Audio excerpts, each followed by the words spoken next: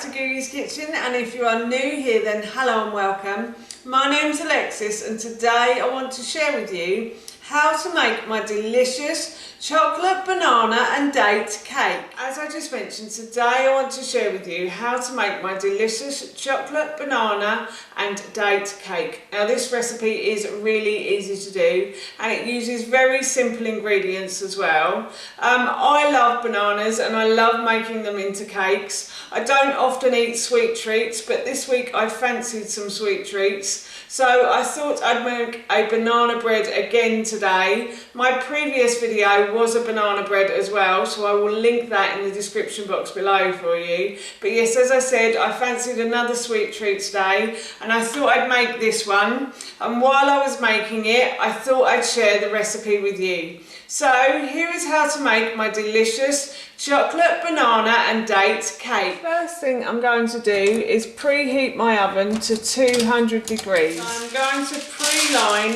a tin. So I've got this rectangular sort of square tin here, and I've got 2 sheets of greaseproof paper that I've cut to the size of the tin. So I'm just going to place those down, and now what I'm going to do is I'm just going to use a little bit of sunflower oil. You can use any type of oil you like, and I'm just going to spread the oil around the base of the tin and up the sides as well, so that the cake doesn't stick. And then I'm going to put 1 sheet of the greaseproof paper in. And I'm going to spread a bit more oil. I think there's a little bit on the brush, so I'm going to spread that on the bottom and again around the sides. And then I'm going to put the other piece on the top, and I'm going to add a little bit more oil to this. And I'm going to spread the oil across the base and around the sides again onto the greaseproof paper, so that when the cake comes out of the oven it will just slide off the greaseproof paper.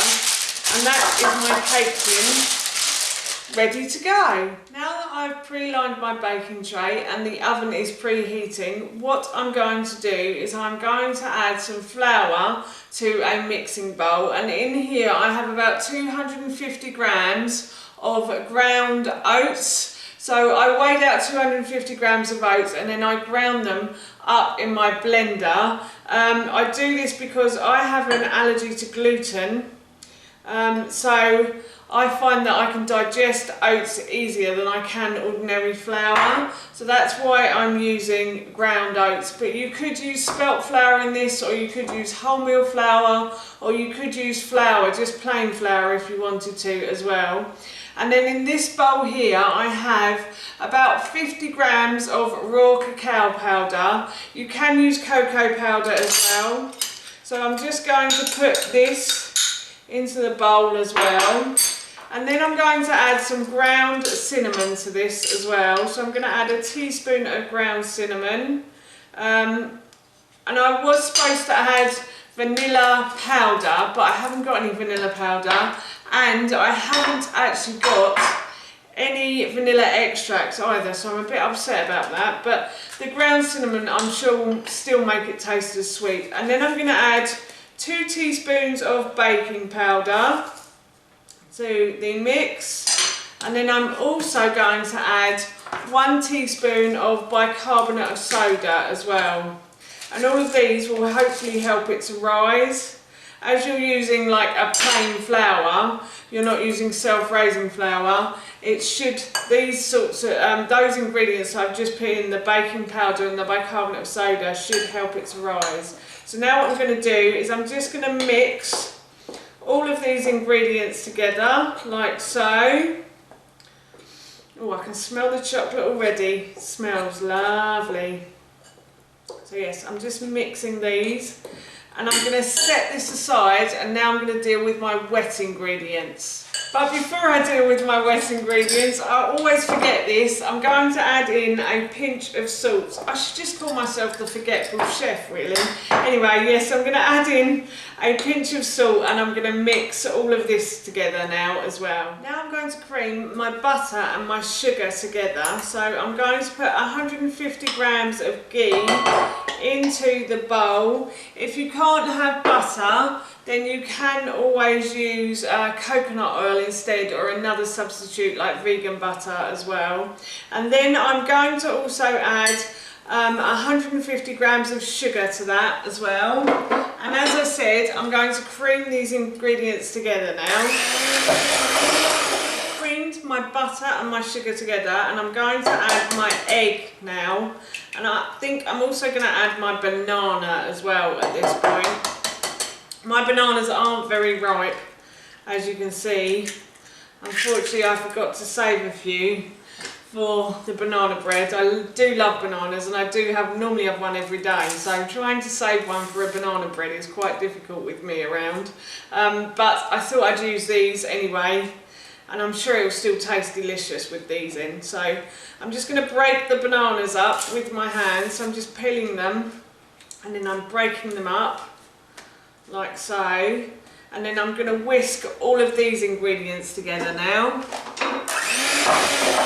I've whisked the banana and the egg into the butter and the sugar, and now what I'm going to do is I'm going to add the flour mix to the wet ingredients in this bowl. So I'm going to add the dry ingredients to the wet ingredients, and I'm just going to mix this round until it forms like a cake mix now. So you just have to keep stirring basically until everything forms a cake mix. I think I might need to add a bit of milk to this because it doesn't look that doughy at the moment. So my cake mix isn't looking too much like cake mix, so I've probably got about 200 ml of oat milk in here. You can use any kind of milk you like, but I really like oat milk, so I'm just going to use that. And I'm just going to mix this around now until it makes more of a cake mix than it does a biscuit dough, to be honest. You may need to use quite a lot of milk as well. So I'm just stirring this round now. The great thing about oats as well is you can leave the cake mix to sit for a while. So if you forget to do something like pre-line the tin, the cake tin, then you can always leave this to sit. It doesn't really matter. It won't go soggy like it would with plain flour. If you are using plain flour, I would suggest that you definitely pre-line the cake tin before you start, because plain flour will go a bit soggy and a bit icky. So yes. And now I'm going to add in my dates. So I have chopped up about 10 medjool dates. So I removed the stones, and then I just sliced them into pieces. And I'm just going to add that into the cake mix like so. Oh yeah. Oh, it smells so good. It's not even come out of the oven yet, and it smells delicious.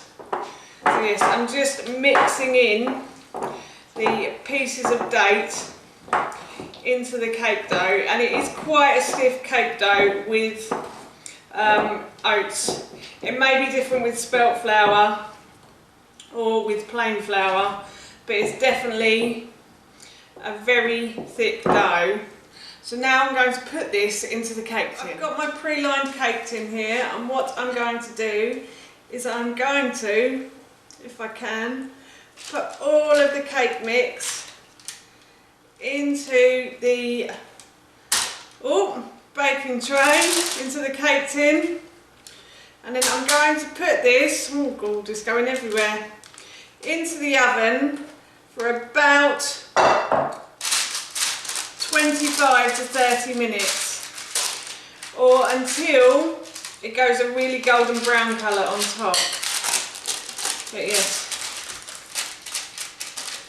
that's the cake mix in the tin. It's a bit messy on the side, but never mind. I'm going to put this into the oven now. So the cake is cooked. I've put the skewer into the cake, and it comes out clean. So I'm going to take this out of the oven now and I'm going to leave it to cool. I took the cake out of the tin and I've left it on this cooling rack, and I'm now going to slice it because it is completely cool.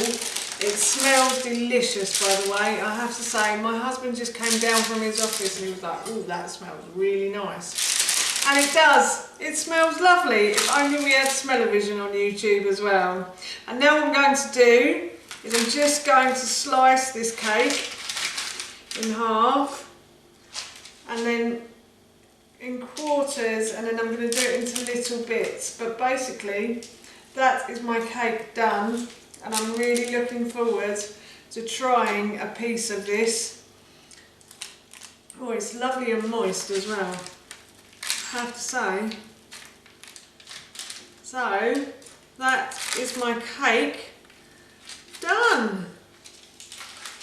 There you go. That's what it looks like on the inside as well. Yummy, yummy, yummy. I'm off to have a slice of this now. So that's how you make my delicious chocolate, banana and date cake. And that recipe I will link in the description box below for you.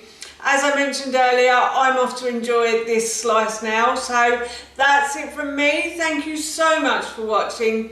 Please feel free to give me a big thumbs up if you enjoyed this video. And please feel free to leave any comments below. And please don't forget to hit that subscribe button. See you all soon. Bye.